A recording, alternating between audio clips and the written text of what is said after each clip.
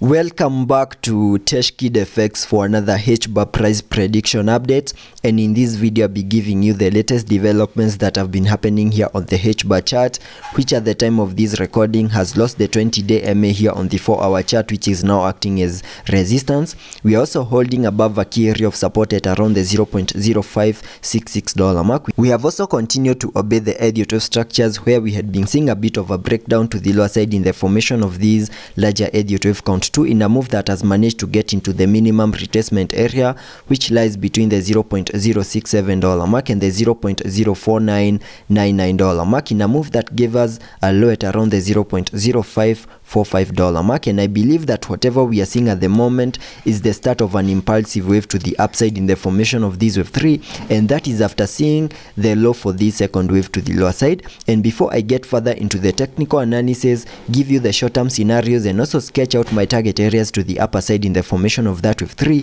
first give this video a thumbs up, subscribe to the channel, and also check out the channel membership. And allow me to continue with the video here on the 4-hour chart by first giving you a recap of what has been happening, where you can see that after seeing our lower low at around the $0.0356 mark, we started this massive bounce to the upper side, obeying the Elliot wave structures, where you can see that I have this Elliot wave structure in yellow, having that as the first wave, then a wave 2, a wave 3, a wave 4, and then the wave 5 giving us a peak at around the $0.0996 mark. And after seeing the formation of that wave 5, we completed a 5-wave structure to the upper side, and therefore completing an even larger Elliot wave count 1 to the upper side. And after seeing the formation of that first wave, whatever we expect next is a corrective structure in the formation of this wave 2, and using the Fibonacci's, connecting them from the low of the first wave to the high of that wave 1, that gave me a minimum retracement area in the formation of that wave 2 between the fib level 0.5 and the fib level 0.78, which is a target area that we have fully maximized,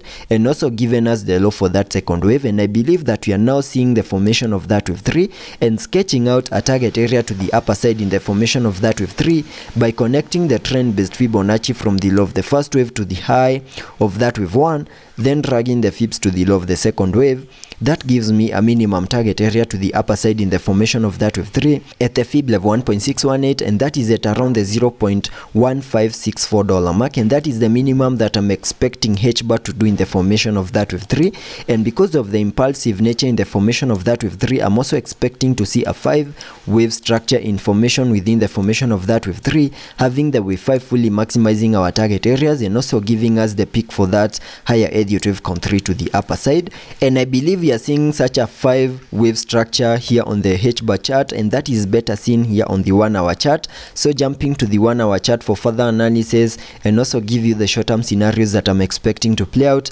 you can see that after seeing our bottom in the formation of that wave 2, we started this massive run up to the upper side in a move that has now given us a peak at around the $0.0686 mark. And by first giving you a measure from that low in the formation of that wave 2 to that high, you can see that the market is up by more than 26.06%, which is a very nice bounce to the upper side. And getting to the micro Elliot wave counts that I'm expecting in the formation of that larger Elliot wave count 3, we can term this whole structure right here, giving us a peak at around the $0.0685 mark as the first wave to the upper side. And since the market has given us a run-up of more than 26% and also peaked in the formation of that first wave, there are chances that most of the traders that were able to get Hbar at these low prices down here are now taking profits after seeing a more than 26% run-up to the upper side. And that's the reason as to why we are seeing a bit of a corrective structure to the lower side in the formation of this wave 2. And once we fully maximize our target area in the formation of that wave 2, whatever I'm expecting next is the start of a massive run-up to the upside in the formation of that wave 3 before we can expect a wave 4,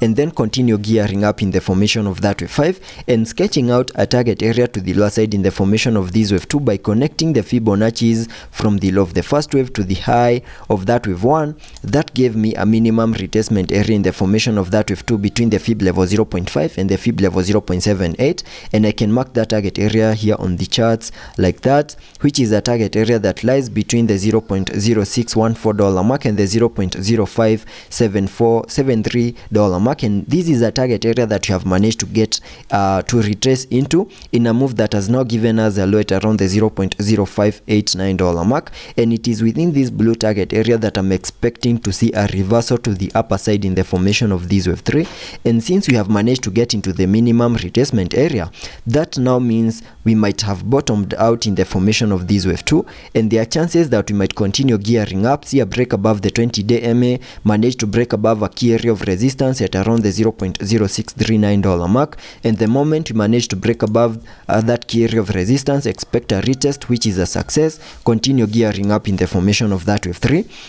And if that is the case and we have bottomed out in the formation of this wave 2, we can sketch out a target area to the upper side in the formation of that wave 3 by connecting the trend-based Fibonacci from the low of the first wave to the high of that wave 1, then dragging the Fibs to the low of the second wave, and that gives me a minimum target area to the upside in the formation of that wave 3 at the Fib level 1.618, and that is at around the $0.0819 mark. And once we fully maximize that target area, then we can expect a wave 4 and then continue gearing up in the formation of that wave 5. So that is what I'm expecting here on the short-term scenarios. I believe we have managed to get into the minimum retracement area, and soon we are going to gear up in the formation of that wave 3. But in case the breakdown continues, then I'll be watching the Fib level 0.78, which is the lower side of this blue target area that I have down here. And in case the breakdown continues, we need to continue holding within this blue target area for us to still say that whatever we are seeing is a bit of a breakdown to the lower side in the formation of this wave 2.